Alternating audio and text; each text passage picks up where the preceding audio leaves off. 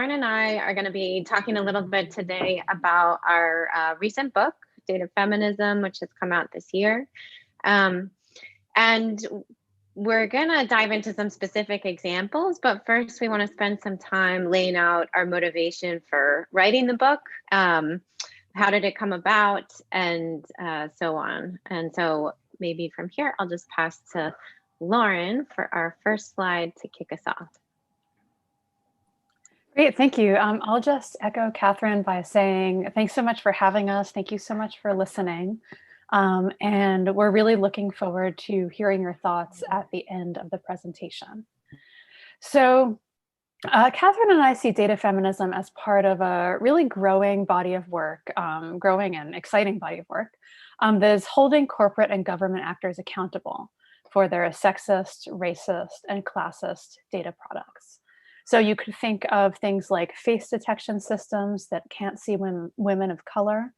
That's what you see featured in the screenshot on the left. It comes from a recent piece about the remote proctoring software used to proctor the bar exam in the United States, which apparently can't recognize dark faces, and they get flagged as cheating and can't complete the test. You could also think of hiring algorithms that demote applicants that went to all women's schools. We know about this one from a lawsuit filed against Amazon. They were using an algorithm to do their sort of first pass cut of resumes. And lo and behold, they were interviewing only men. And it turned out that that was because they had modeled their system on existing Amazon employees who were predominantly male.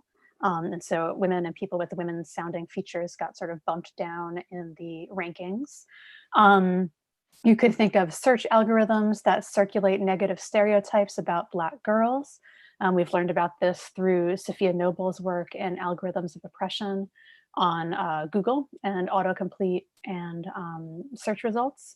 The examples, they could go on. The one you see on the right is the A-levels fiasco in the UK, where they again used some sort of predictive algorithm intended to replace the fact that students had their final exams canceled as a result of the pandemic. But rather than simply feed in students' individual past performance, the model also incorporated the school's past performance. So if you went to a underperforming high school or equivalent, different names, in the UK, you would have your score sort of automatically deflated, whereas if you had gone to a fancier high school, you would get sort of a bump up. And actually the students took to the streets in anger, and the results were invalidated, thankfully. In any case, these examples, they just keep on coming. We could do I could sit here on this first slide and just keep on talking. But I do this just to sort of give you a sense of the motivation for our writing the book. I'm going to pass it back to Catherine. So the fact that these examples keep coming is what motivated us to write this book, right? So whereas corporations and some governments have heralded data as the new oil, you can see this as this quote up at the top of this slide. They mean this in a good way when they say the new oil. This we like to characterize as a kind of a meme, because this came out like 2011, 2012, and was first dated by The Economist magazine. And then it has been picked up since then by many different sort of corporate actors, CEOs of global corporations, and circulated to the point where you can now watch YouTube clips that are mashups of a bunch of different people, mostly men, saying data is the new oil. And it's interesting because the metaphors are somewhat apt. Like, we use some of the same language to talk about an extractive industry like oil as we do to talk about an extractive industry like data. So we mine, we clean, we process, and ultimately we attempt to convert into profit. And that's really, it's the profit motivation that is driving this comparison between data and oil, because oil is, of course, a resource that made a few people very, very, very wealthy, and also had a lot of negative externalities and continues to have a lot of negative externalities for a lot of other people in the world, which aren't taken into account in terms of the profits that they generate. And so, we can start to pick apart things like, oh, the algorithm is racist, or oh, the data set is not representative. But what's frustrating about the examples as they keep coming up in the press is that we never back up and get to the root of the problem. And this is what this wave of pushback is really starting to talk about, is this idea that, in fact, data is not the new oil, or maybe it is the new oil. And it is also the same old oppression. It is the same old status quo with the same people on top and the same people exploiting the other folks. And this point is really being made by Black and Indigenous women, by women of color, by white women, by Indigenous people, immigrant communities, LGBTQ folks, and more, who are all on the negative end of experiencing these processes of data extraction. So yeah, we're not the first ones to say that, the root cause here is oppression, but what we explain in the book is how feminism, and specifically intersectional feminism, which has been focused for so long on dismantling multiple forces of oppression, what feminism brings to this conversation, especially as we start to think about how do we take responsibility for this new world that we've created, and how do we engage ethically and for the benefit of a broader public. So I'll turn it to Lauren. Thanks. So, as Catherine mentioned, where we take our inspiration for this project, obviously, as you can tell also by the title of the book, is feminism. Feminism means many different things to many different people. So we thought we would begin by just doing some level setting about how we use the term in the book. And we're going to begin with Beyonce, because that's usually a good idea. And what you see here is an image, actually at this point it's pretty old, it's from the 2014 MTV Music Awards, when Beyonce projected the word feminist behind her. And she also sings about feminism in her song Flawless, where she samples a speech, which turns out to be from the Nigerian author Chimamanda Ngozi Adichie, who was quoting in turn what turns out to be the American Heritage Dictionary definition of the term.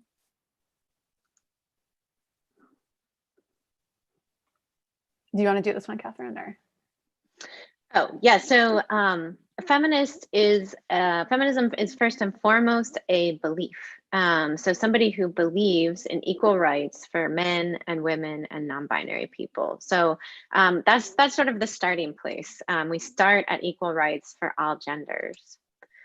But then Merriam-Webster actually gives a second definition, because if you're a person who believes in these equal rights, all you have to do is look around you. And if you're a data person, look at any data that is gender disaggregated, and you will see that these equal rights are not realized. And we can see, we can quantify, and we have quantified in so many studies how they're not realized in things like healthcare, pay equity, and so on and so forth. And so feminism implies a commitment to action. So we can't just believe in these things. We have to take action to actually realize these worlds that we want to see happen. So feminism is organized activity on behalf of women's and non-binary people's rights and interests. And then feminism has a third definition, and it's a very exciting definition, I think, and it sometimes gets overlooked outside of academia and even often inside academia, which is that feminism is also a set of theories and ideas, which basically means it's an intellectual heritage. It's like a vibrant, beautiful body of knowledge that we inherit and that we can use and leverage to think about and take action on the present moment. And so feminist theories and writings begin by thinking through issues of inequality with respect to sex and gender. But then the past 40 years of scholarship and also our current political reality have brought many more dimensions of inequality into the conversation, including race, class, sexuality, ability, and many more things. So this brings us back up to this idea of intersectional feminism and how our view and what we say in the book is that feminism right now in the year 2020 must be understood as intersectional. So as many of you may know, intersectionality is a term coined by the legal scholar Kimberly Crenshaw, which she uses to explain how social inequality cannot be explained by only one dimension of difference, like gender. When we're talking about inequality or oppression, we must be talking about the intersection of the many factors and forces that produce it. So racism, classism, colonialism, and more.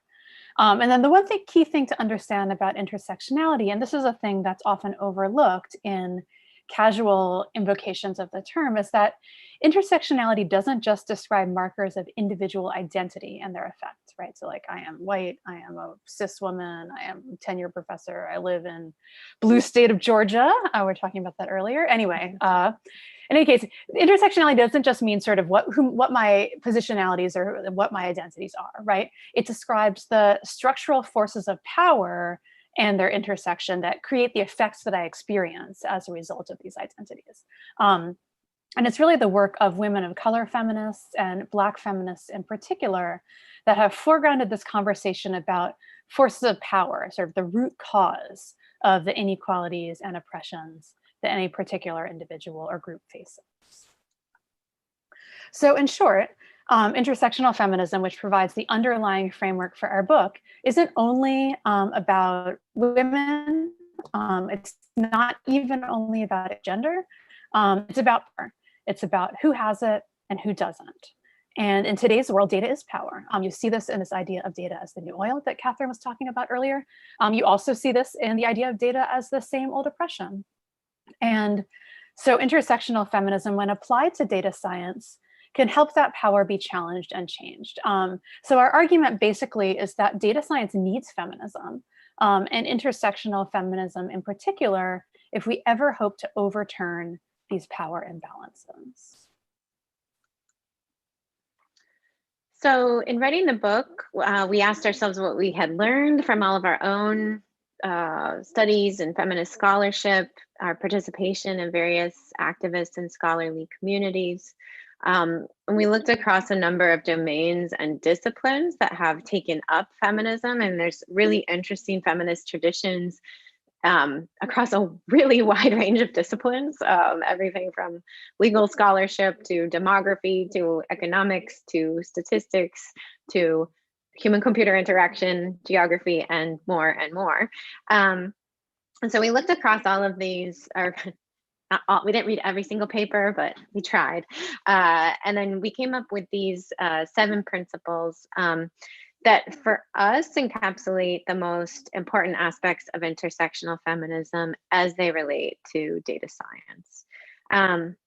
And so the goal here was not necessarily to make new feminist theory, but to draw from feminist work that exists to provide models that might guide the work of people who are already working with data or who want to work with data, or even for people who want to refuse to work with data. And there are an increasing number of situations where refusal and political action may be the most appropriate response. And so these are these 7 principles, and they're also the way that we structured the book. So each principle in the book is a chapter.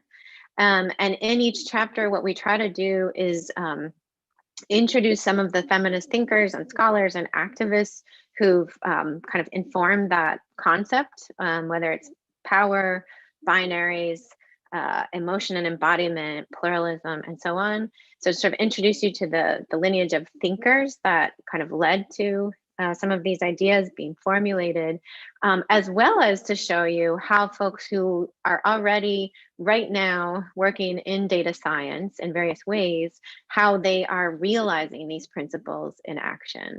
So we tell a lot of stories in the book and show a lot of examples. And the one thing I'll draw your attention to here, we don't have time to go through all the principles today, but the one thing I want to draw your attention to is that there are 2 chapters, and they are the first 2 chapters that deal with power. So this idea of examining power and challenging power. And this is because, this analysis and then also challenge around unequal forces of power, this is the heart of the feminist project, is this deep examination of power. So people often ask, like, what makes this or that thing feminist? It is when it incorporates an analysis of power and takes action to right that balance of power. And so what we're going to do for the rest of the talk is show you some of the examples that emerge from these chapters and that help, I think, to illustrate some of the principles in action. So I'll turn it over to Lauren to talk about examining power. Great. Yeah. So one of the first examples we talk about in the book, in the first chapter, which is about examining power, is Mimi Onuoha's Library of Missing Data Sets. So missing data sets are Onuoha's way of describing data sets that a reasonable person might expect to exist because they address issues of pressing social need. But because of various reasons, they don't actually exist in real life. So data sets like trans people killed or injured in instances of hate crime, people excluded from public housing because of criminal records, or a more topical example, which is newer than this project, which dates to 2016, a gender and race breakdown of the number of people with COVID in the United States. So Onuoha exhibits the Library of Missing Data Sets as a GitHub repository. That's what you see on the right. It's on GitHub. You can find it if you Google it. And then there's also a physical artwork. That's the file cabinet you see on the left. The file labeled with the titles of each of these data sets, and then you tab through them, and in the gallery you would find one that looks interesting to you, open the folder, and discover that it's empty because the data set is missing. And the point Onuoha wants to make is that they're empty because of forces of power, and more specifically, a lack of personal, social, or political or governmental will that determines whether or not these data are collected or whether or not certain research is undertaken.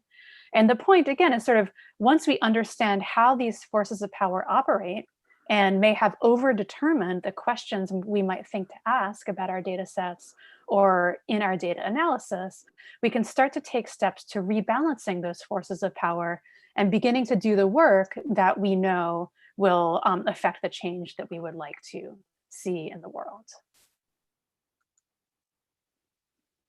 So this next example comes from the second chapter of the book, which is about challenging power. And it also picks up on this idea of these missing data sets. And so the example of feminicide in Mexico is another case of missing data sets. So feminicides are gender-related killings of women and girls. They include cis and trans women. And they are legally defined as crimes now in 18 countries in Latin America, including Mexico. And that legislation is recent, and it's largely thanks to the Latin American feminist movement, which has really pushed this issue into the public eye. If you're interested, you can check out the hashtag Ni Una Menos to start to follow some of that conversation. But folks are angry because even though there are laws on the books, the state still does not have ways of determining whether a death was feminicide or not, does not keep detailed records, isn't tracking the issue or treating the problem with any level of seriousness. And so frustrated by this lack of action of the state, we tell the story of Maria Saguero. And so she's a person, basically. Like she doesn't even call herself an activist. She's not affiliated with an organization. She's sort of like a private individual citizen. But she resolved to head straight towards this problem and collect the missing data herself. And so what she did is she started logging feminicides from reading media reports and news reports. And so she does this work 2 to 4 hours a day on top of her job. It's not paid work. And she's now done this for almost 5 years, which means that she has single-handedly compiled the largest archive of feminicides in Mexico, or the largest public archive, I should say. So she's helped families locate loved ones who have gone missing. She's provided her data to journalists and NGOs and activist groups. She's actually testified in front of Mexico's Congress multiple times on the matter. And in the book, we talk about this as a form of feminist counter data. And so this is activist data collection that steps in when the state and other institutions have systematically failed to ensure the basic safety of their population. And so we talk about this in the book as one way to use data to challenge power. And of course, it's not the only way, and it's not, we would not advocate for collecting counter data or collecting more data in all situations. We talk about data as a double-edged sword in the book. But in terms of at least this particular example, the collection of counter data provides a really powerful form of visibility to the basic invisibility of the issue at the state level.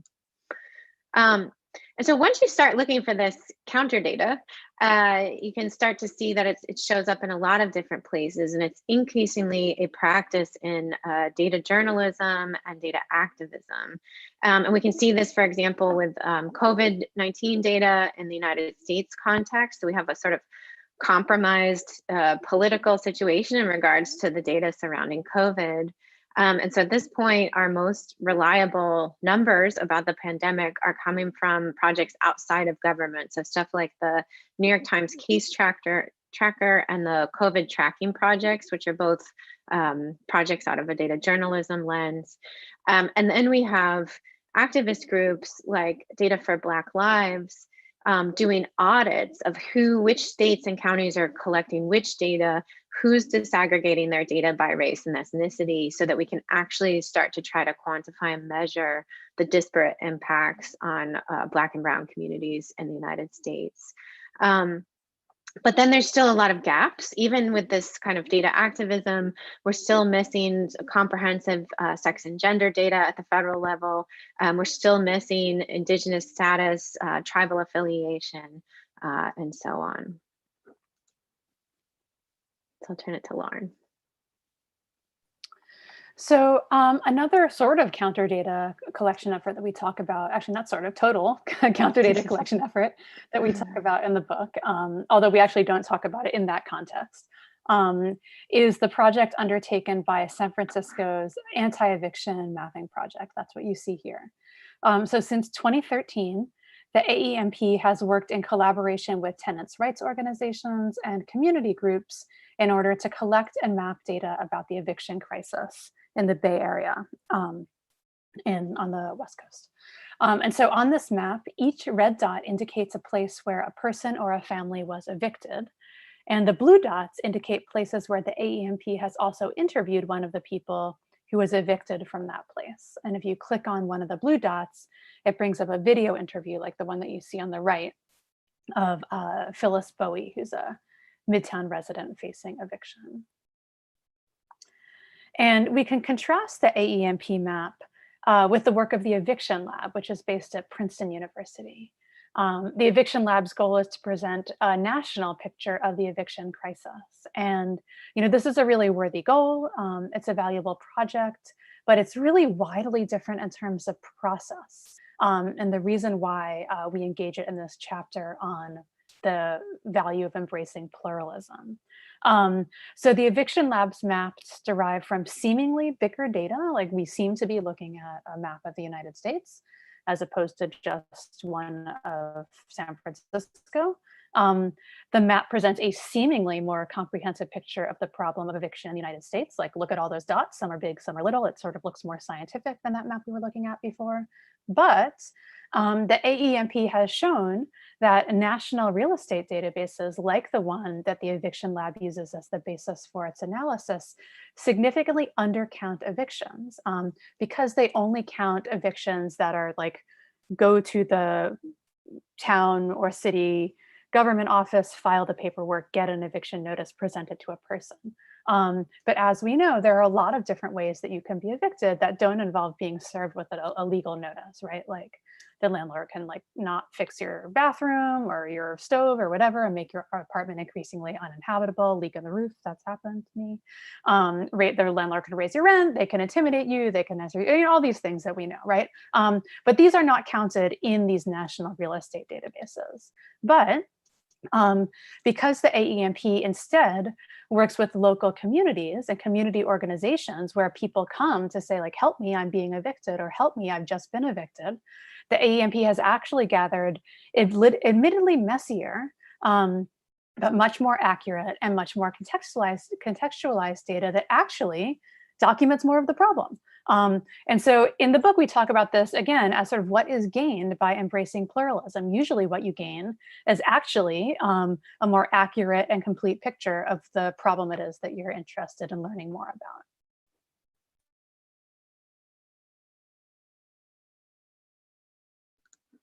Just realized I was on mute. So this sort of then begs the question. So we're saying embracing pluralism is the way to go. So bringing more voices into the conversation from different perspectives. But if we're embracing pluralism in the process of doing data science, we can't bring everyone's voice to the table, right? So whose voices do we prioritize?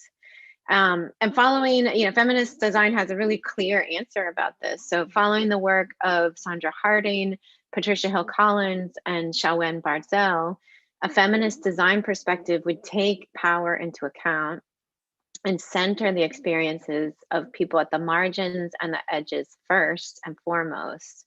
And so thinking about how do you make design, how do you make decisions and do the design from the outside in. So that's sort of what we're trying to show here in this sort of speculative histogram. In a typical design process, you're like, okay, well, let's build a system that works for these, 80% of the people here in this sort of middle of this distribution. And in fact, a feminist design process would say, well, no, let's build a system that works for the folks at the edges and the margins first. That's who we should work to bring to the table. That's who we should work to develop authentic relationships with. And that's how we make an anti-oppressive system. And this is really embodied by the work of the Design Justice Network as well. If you haven't seen their work, it's really incredible. One of their design principles relates directly to this. And so they say, we center the voices of those who are directly impacted by the outcomes of the design process. So in a sense, this is thinking about like, who has the most to lose from any given data science product or project, and that's who you want at the table. That's what we're aiming for. So thus far, we've talked mostly about the issue of power and people, right? So people who have power and people who don't. But another major idea that comes from feminism relates to structures of power, sort of theoretical structures of power, and more specifically, binary structures that are defined by a hard distinction between two groups. So feminist theory has helped to show how these binary distinctions are usually hiding a hierarchy with one group on top and the other on the bottom, artificially imposed. And then once you sort of start to see the hierarchy, you start to understand how the hard line between those groups is there, the reason why it's there. It's to ensure that the one group that has been artificially or socially positioned on top stays on top, and all the other groups don't sneak up and in. So obviously, the distinction between the idea of man and the idea of woman, this is the obvious reference point and was indeed the starting point for a lot of feminist theory, both because it's a clear example of a false binary, right? There are more than two genders. And it's also an example of an unequal hierarchy, right? Among these genders, no particular one is better inherently than any of the others.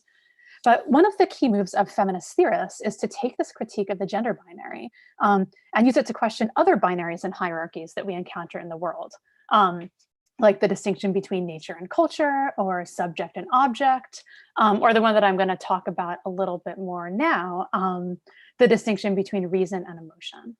So in an Anglo-Western context, in which we live and teach, we've been sort of taught that reason is somehow better than emotion, right? And we see this play out in data, and in this particular example in data visualization. So best practices for data visualization often involve a clean design, a minimalist aesthetic, sort of presenting just the facts. But the question remains, why are these our best practices? Especially when research has shown that we interpret these aesthetic choices just as emotionally. We tend to believe that these types of charts are more truthful than they actually are. So you could think of, for example, research by Jessica Holman. She's in information visualization. She's shown that just including a source line for the data makes people trust an image more. It doesn't matter whether the credit line actually describes an actual source as an active link or not, just needs to be there. But what about the opposite?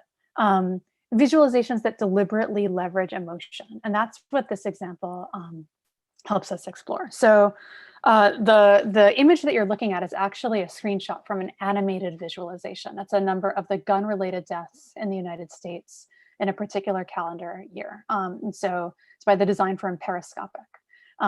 So each of the people killed by a gun in that year is represented as a single arc. That's what you see in the smaller black image on the left.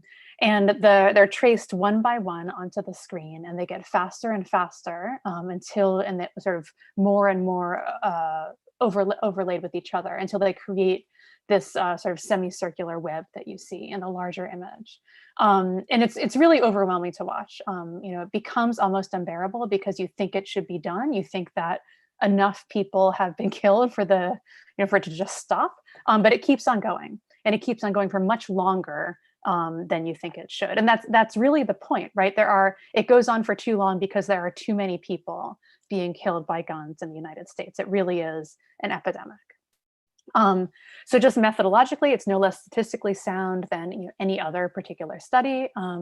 The data about the people derive from a national crime data set released by the US federal government.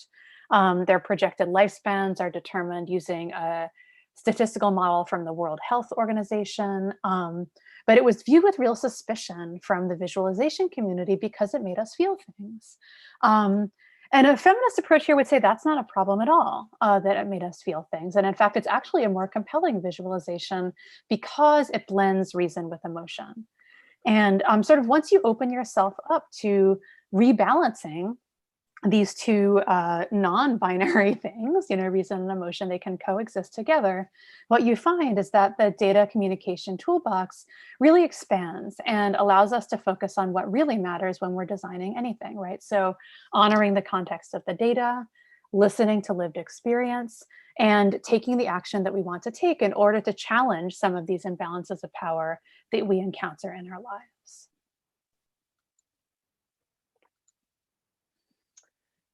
So if it isn't already apparent, the principles of data feminism apply to every stage of a data science project, from inception and funding to production, circulation, and impact in the world. So, we can't start in the middle where we're doing data cleaning and fix the biased data there. We have to fix the whole pipeline, basically. And so we talk about projects that are feminist in content, topically they're focused on feminist issues, projects that are feminist in forms, they take on and expand our ideas around what forms are correct and proper for any given subject of study, as well as projects that are feminist in process. And so a feminist process involves kind of injecting a kind of feminist perspective into all of these stages of the data processing pipeline, to really thinking through how